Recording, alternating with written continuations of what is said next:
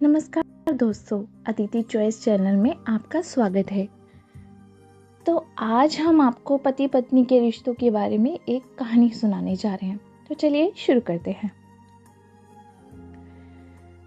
पति ने अपनी नवविवाहित पत्नी से पूछा, पति के बारे में तुम्हारा क्या विचार है?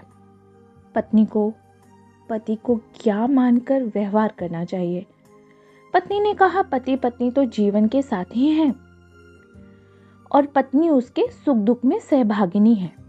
उसे पति के साथ जीवन पथ पर कंधे से कंधा मिलाकर चलना चाहिए। पत्नी के विचार सुनकर पति को अच्छा नहीं लगा। उसने कहा, तुम्हारे विचार भारतीय संस्कृति के अनुरूप नहीं है। हमारे यहाँ पति को परमेश्वर मानकर उसकी पूजा का विधान है। पत्नी उसकी अनुगामिनी है।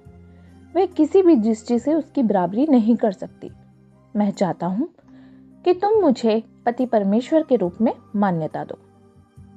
तो इस पर पत्नी ने कहा, ठीक है, मैं आपको परमेश्वर मानकर ही व्यवहार करूंगी। अब अगले दिन दूसरे दिन पत्नी ने स्नान से निवृत्त होकर प्रातः 5 बजे पति को जगाया। उठिए, जल्दी से स्नान कर पूजा घर में चलिए, मुझे पूजा करनी है। पति ने कहा, मुझे क्यों तंग कर रही हो? मुझे सोने दो, तुम जाके अपनी पूजा करो। पत्नी, पूजा तो मुझे आपकी करनी है और जब तक आप नहा धोकर आसन पर नहीं बैठ जाते, मैं पूजा कैसे कर सकती हूँ? पति, अरे सुबह सुबह मजाक मत करो, मेरी पूजा वूजा की जरूरत नहीं है। पत्नी बोलती है, ठीक है, जब तक आप पूजा स्वीकार नहीं करते, मैं भी भूखी प्यासी बैठी रहूंगी। अब विवश होकर पति को उठना ही पड़ा। नहाकर आसन पर बैठकर पत्नी ने विधि विधान से पूजा आरती की। पति को प्रसाद लगाया, स्वयं खाया। अब पति ने कहा, आज नाश्ते में ऑमलेट बनाना। कुछ देर के बाद पत्नी ने चाय और आलू के परांठे सामने रखे। पति बोला, यह क्या है? मैंने तो ऑमलेट के लिए कहा था। पत्नी बोलती है, हाँ कहा था, पर भगवान को अंडा मांस का भोग तो नहीं लगा सकते ना, इसलिए। पति ने पत्नी को घूर कर देखा, किसी प्रकार गुस्से को पीकर शांत किया अपने आप को और नाश्ता किया। फिर पत्नी से बोला, आज लंच में गोभी की सब्जी और मटर पुलाव बनाना। खाने के समय पत्नी ने भोजन परोसा, अरहर की दाल, बैंगन का भरता और चपाती। पति, यह क्या?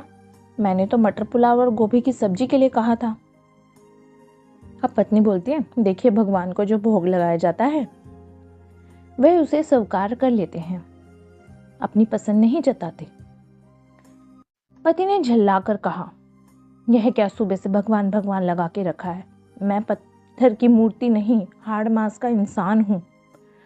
पत्नी बोली, पर मैं तो आपको भगवान मानकर चल रही हूं।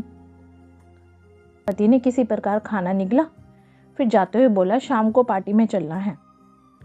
नीली साड़ी जरी वाली और हीरे का नेकलेस पहनना। शाम को पति ने पत्नी को आकर देखा। पत्नी ने क्रीम कलर का सलवार कुर्ता पहन रखा है, गले में मोतियों की माला। अब तो पति का पारा ऊंचा चढ़ गया। वह चीखा चिल्लाया, मैंने तुम्हें नेकलेस और साड़ी पहनने को कहा था। पत्नी ने शांत मुद्रा में कहा, हाँ कहा था। पति, फिर क्यों नहीं पहना? पत्नी बोलती है, देखिए, आप पूजनीय हैं, आपकी पूजा करना मेरा धर्म है, मैं आपकी हर बात मानने को बाध्य नहीं हूं। पति, यह क्या बात हुई? पत्नी, बात साफ है, आप भगवान को मानते हैं, भगवान की नहीं मानते। भगवान कहते हैं धर्माचार करो, सबसे प्रेम करो, छल कपट ना करो, किसी को मत सताओ, पाप की कमाई ना खाओ, पर आप उनकी कोई बात नहीं मानते हैं। आप अपनी सुविधा अनुसार धर्म को तोड़ लेते हैं। तो मैंने भी परमेश्वर की बात ना मानकर वैसा ही व्यवहार कर रही हूँ। मैंने तो आपकी जीवन संगिनी और सहगामिनी बनकर आचरण करना चाहा था, पर आपको तो परमेश्वर जैसा व्यवहार चाहिए। मैं आपकी पूजा अर्चना करूंगी, पर बात मानना ना मानना मेरी सुविधा के अनुसार होगा। अब आप ही निर्णय लीजिए कि आप मुझे पति परमेश्वर की पुजारिन बनाना चाहते हैं या जीवन संगिनी की सहयोगिनी। अब पति बेचारा पशुपेश में है कि उनके मान की रक्षा कैसे हो। तो दोस्तों, अब आप ही बताइए क्या ये सही है? क्योंकि आज काफ़ी लोग जो हैं आगे बढ़ गए हैं, एक अपनी पत्नी को स्थान देते हैं अपने बराबर, बट अभी भी बहुत सारे लोग ऐसे हैं जो नहीं ये सब कर पाते और औरत को हमेशा पैर की जूती ही समझते हैं। तो मेरे हिसाब से ये चीज़ें गलत हैं।